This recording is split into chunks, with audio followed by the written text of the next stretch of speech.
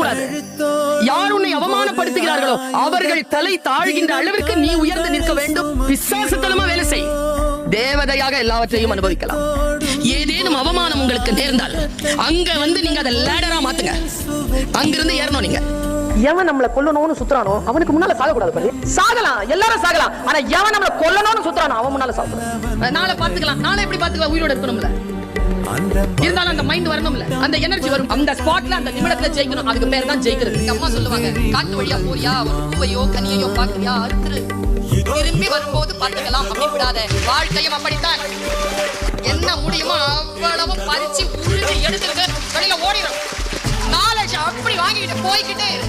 எத்தனை பேர் தோல்வி அடைந்திருக்கிறீர்கள்? நாளை என்று தள்ளி போட்டுட்டு ஜெயிக்கிறவங்களுக்கு உங்களுக்கும் இருக்கக்கூடிய ஒரே வித்தியாசம், காலத்தால் அவன் பயிர் செய்தான், நீ காலத்தை கைவிட்டு விட்டு பிறகு பார்த்துக் கொள்ளலாம் என்று இருந்தாய். மகிழ்ந்திருக்கு. வாழ்க்கையின் உயிரோடு இருக்கக்கூடிய வினாடிகளே மகிழ்வதற்காக